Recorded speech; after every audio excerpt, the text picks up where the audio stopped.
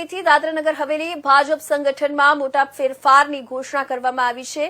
સેલવાસ શહેર ભાજપ પ્રમુખ તરીકે શાંતુભાઈ પૂજારી, સેલવાસ ગ્રામીણ ભાજપ પ્રમુખ તરીકે દીપક પ્રધાન, ખાનવેલ ભાજપ પ્રમુખ તરીકે યશવંતભાઈ ઘુંટિયાની નિયુક્તિ કરવામાં આવી હતી। આ અવસરે પાર્ટીના વરિષ્ઠ નેતાઓએ જણાવ્યું કે આ નિયુક્તિઓ પાર્ટીને વધુ મજબૂત બનાવવા અને સંગઠનાત્મક કાર્યમાં ઝડપ લાવવાના ઉદ્દેશ્ય કરવામાં આવી હતી। આ નિયુક્તિ અધ્યક્ષે પાર્ટી નેતૃત્વનો આભાર વ્યક્ત કરતા જણાવ્યું હતું કે તેઓ સંગઠનને વધુ શક્તિશાળી બનાવવા માટે સંપૂર્ણ સમર્પણ સાથે કાર્ય કરશે।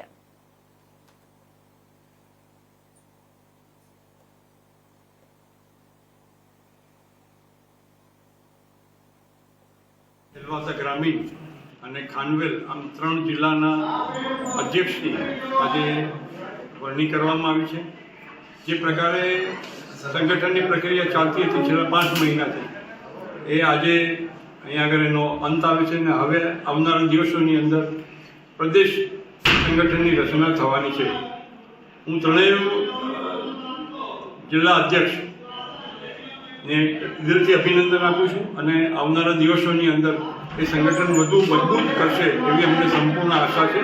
ફરીથી આખી પ્રક્રિયાની અંદર ભારતીય જનતા પાર્ટીના તમામ કાર્યકર્તાએ જે સંગઠનનું કામ ખૂબ સુપેરી રીતે દીપેશભાઈની અધ્યક્ષતામાં જે કર્યું છે એ ખરેખર ટોટલ 5 જિલ્લા છે।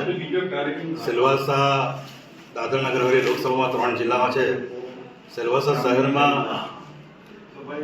શાંતુભાઈ પૂજારીની નિમણૂક કરવામાં આવી છે। સેલવાસા ગ્રામીણ જિલ્લામાં દીપકભાઈ પ્રધાન અને ખાનવેલ જિલ્લામાં યશવંતભાઈ ઘુંટિયા, દમણ જિલ્લામાં ભરતભાઈ પટેલ અને દીવ જિલ્લામાં મોહનભાઈ લક્ષ્મણ, એમ 5 જિલ્લામાં આજે 11 વાગ્યાથી આ પ્રક્રિયા ચાલુ હતી। સવારે પહેલાં 11 વાગે દીવમાં નિયુક્તિ કરવામાં આવી, બપોરે 11:30 વાગે દમણમાં અને અત્યારે 12:30 1 વાગે સેલવાસ।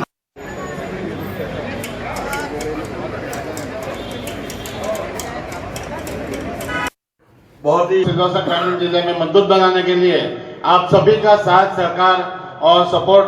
जिला के अध्यक्षों की नियुक्ति की घोषणा मातरम,